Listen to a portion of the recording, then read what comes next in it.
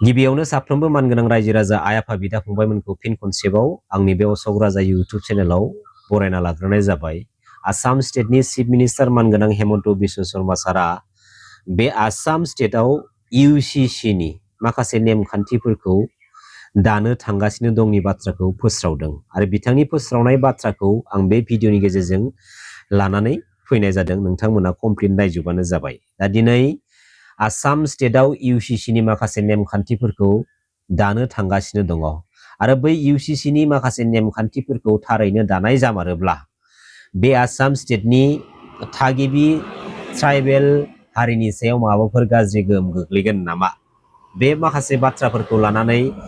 जोंनि ट्राइबेल हारिनि गोबां माखासे सुबुंफोरा गोबां रोखोमनि बाथ्रा बुंनायखौ जों नुनो मोनदों। नाथाय इउसिसिनि माखासे बाथ्राफोरनि गेजेराव मोनसे बाथ्राखौ जोङो दिनै रोखा लिरनानै दोननाय नुनो मोनदों जे एसटि हिल्स आरो एसटि प्लेन्स, थारमाने जों ट्राइबेल हारिया जाखिनि नेमखान्थिफोरखौ बे इउसिसिनि थ्रुयै बे आसाम स्टेटआव लागू खालामनो थांगासिनो दङ बेनि गोजानाव जों ट्राइबेल हारिया थागोन। थारमाने बेवहाय जों एसे बुजिनो हायो যে जों ट्राइबेल हारिनि सायाव माने কোনো मोनसे गाज्रि गोहोम गोग्लैनाय नङा। আজি কেবিনেটে পাছ কৰা খচৰা অনুসৰি এই ইউনিফৰ্ম সিভিল কোডৰ পৰা জনজাতীয় লোকসকলক both hills and tribe plains জনজাতীয় লোকসকলক ইউচিচিৰ আওতাৰ পৰা বাহিৰত ৰখা হ'ব আৰু এই ইউচিচিখনে কোনো ধৰণৰ ধৰ্মীয় ৰীতি নীতি কাষ্টমছ ট্ৰেডিশ্যন এইকেইটাকো ইউচিচিৰ আওতাৰ পৰা সম্পূৰ্ণ বাহিৰত ৰখা হৈছে। আমাৰ মনত কিছুমানে প্ৰশ্ন কৰিব পাৰে যে এতিয়া ইউচিচি মতে পূজা হ'ব নেকি, ইউচিচি মতে নাম প্ৰসংগ হ'ব নেকি, এই ধৰণৰ প্ৰশ্নবিলাক যাতে উত্থাপন নহয় সেইকাৰণে ইউচিচিৰ পৰা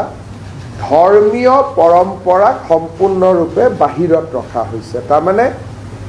ৱে অফ প্ৰেক্টিচিং ৰিলিজিয়ন, নামাজ কেনেকৈ পঢ়িব লাগে তাত কোনো চৰকাৰৰ মতামত নাই, ইউচিচিয়ে তাক ডিল নকৰে। পূজা কেনেকৈ কৰিব লাগে সি ইউচিচিৰ ভিতৰত নপৰে। চক্ৰং বিয়া কেনেকৈ পাতিব লাগে, শিখৰ বিয়া কেনেকৈ পাতিব লাগে, এই কথাবিলাক ইউচিচিত নাহে। ইউচিচিত মাত্ৰ 4টা বিষয় আহিব। বিয়াৰ বাবে ন্যূনতম বয়স নিৰ্ধাৰণ হ'ব, পলিগেমি নাথাকিব, সম্পত্তিৰ অধিকাৰৰ ওপৰত থাকিব যে ছোৱালীয়েও সম্পূৰ্ণ অধিকাৰ পাব পাৰিব, লিভ ইন ৰিলেশ্যনশ্বিপৰ ওপৰত থাকিব। এই ধৰণে ধৰ্মীয় পৰম্পৰাক কোনো ধৰণে হস্তক্ষেপ নকৰাকৈ আন বিষয়সমূহতে ইউচিচি আহিব, যেনেকৈ এটাতকৈ অধিক বিয়া নকৰোৱা, সম্পত্তিৰ অধিকাৰ ছোৱালীলৈকে আগবঢ়োৱা, আমাৰ মেৰেজত কম্পালচৰি ৰেজিষ্ট্ৰেশ্যন প্ৰয়োজন বা বিবাহ বিচ্ছেদৰ নিয়ম কেনেকুৱা হ'ব। গতিকে ইউচিচিত এটা স্পষ্টীকৰণ হিচাপে মই আগবঢ়াইছোঁ যে জনজাতীয় লোকসকলক এই ইউচিচিৰ আওতাৰ সম্পূৰ্ণ বাহিৰত ৰখা হ'ব। नेमखान्थिखौ नांगौ आरो नेमखान्थिनि गेजेरजोंसो जों मोनसे समाज गावबा गावनि जिउनि लामाखौ गोख्रों खालामलांनो हायो। दा बेफोरबायदिनो फैबाय थानाय समाव जायफोर नेमखान्थिफोरा जोंनि थाखाय मोनसे मोजां प्लेटफर्माव जोंखौनो स्टेन्ड बा सुंथानानै दोनहोनो हायो, बेबायदि माखासे नेमखान्थिफोरखौ जोबोद गोनांथि दङ आरो दा समाव जोंनि बर' हारिनि बिखायाव थाखानाय नेमखान्थिफोरखौ नेवसिनानै मुगैनानै बे नेमखान्थिनि उल्थाहाय खामानि मावग्रा गोबां बर' फिसाफोर दङ। दा दिनै बर' हारिनि गेजेराव जों बर' फिसाफोरा दिनैयो गावनि हारिखौनो नेवसिनानै गुबुन हारियाव गुस्लायहैनाय बर' फिसाफोरबो दङ। दा जाय बर' फिसाफोरा गावनि आंगो हारिखौनो मुगैनानै नेवसिनानै गुबुन हारियाव दिनै गुस्लायहैदों आरो जाय हारियाव गुस्लायहैदों बे हारिया जोंनि बर' हारिनि जारिमिनाव सुथुर होननानै लिरनानै दोनजानाय रोखा रोखा दङ। बे हारियावसो गुस्लायहैबावनाय जों नुनो मोनदों। दा दिनै मानि थाखाय मा जाहोनाव गावनि थाखानाय आंगो हारिखौ नेवसिनानै गुबुन हारियाव दिनैयो गावखौनो गाव गुस्लायहोहैदों बेनि जेसेबांखिनि हाजार जाहोन थायाथों मानो बेनि हाजार जाहोना जों बर' हारिनि आफाखियावबो थानो समाया जेसेबांखिनि जाहोन फोरमायाथों मानो बैनि मोनफ्रोमबो जाहोना जों बर' हारिनि आफाखियावबो थानो समाया जाय सुबुङा गावनि हारिखौ मुगैनानै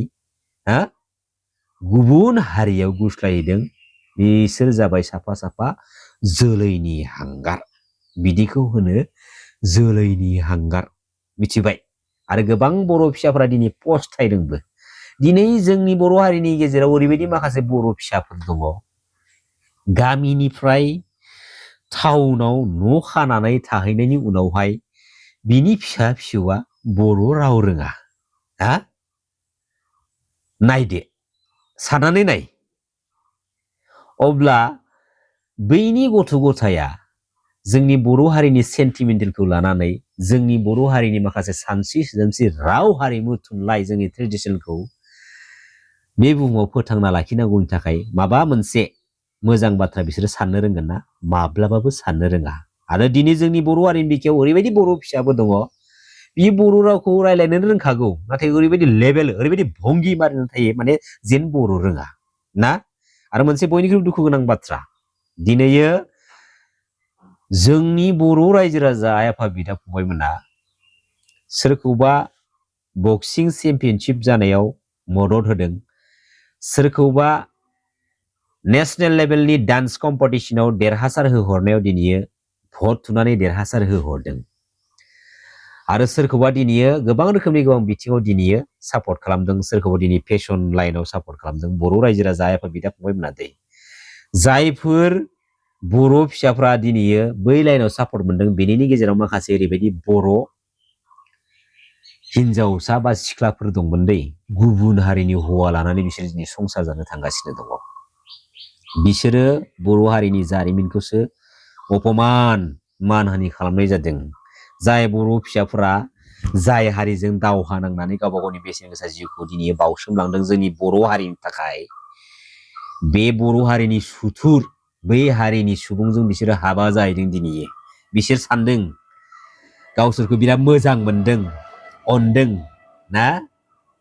बा बुसना होननानै माने हाबा खालामदों नोंसोरनि देहा सोलेरखौ सोबख'नो थाखायल' जास्ट फर प्रडाक्शन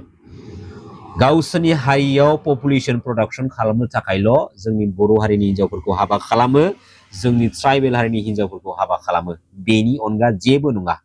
आरो जेसेबांखिनि जोंनि ट्राइबेल हारि जोंनि बर' हिनजावफ्रा गुबुन हारि नन ट्राइबेल हारिनि हौवाफोरजों हाबा जादों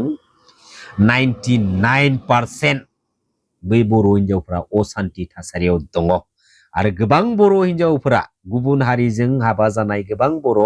हिनजावफोरा दिनैयो गावनि न' फारसे खारबोनानै थाफैफिननाय गोबां एग्जाम्पल दङ गावबा गाव एलार्ट जानो रोंनांगौ मिथिबाय गुबुन हारिनि हिनजावफोरा जोंनि ट्राइबेल हारिनि हौवाफोरखौ ट्राइबेल हारिनि सेंग्राफोरखौ जिमान लोगो जाबाबो जिमान माने माथो होलायबाबो खुनु मोनसे बेबायदि लाइनाव मालाबाबो बिसोरो एक्सेप्ट खालामा मानो गावबा गावनि जातिनि सेन्टिमेन्टेलखौ बिसोर जेब्लायबो सिगाङाव दोननानै आगान होनो रोंगौ नाथाय जोंनिया मा बर' हारिनि माखासे सुबुंफोरा बहाबा कलेजाव लोगो मोनलायनाय बहाबा दख'नानि फालांगि खालामनायाव लोगो मोनलायदों बहाबा एखेलगे खामानि मावजाबनायाव लोगो मोनदों लोगो जादों बेवहायनो माने क्लस आं सिनायखानाय मा सिनाय नोंलाय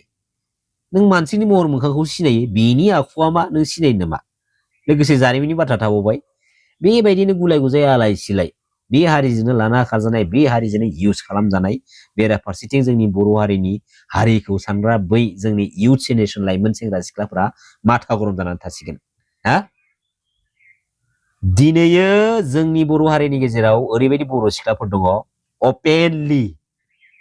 गुबुन हारिनि सेंग्रा लानानै बेरायो अपेनलि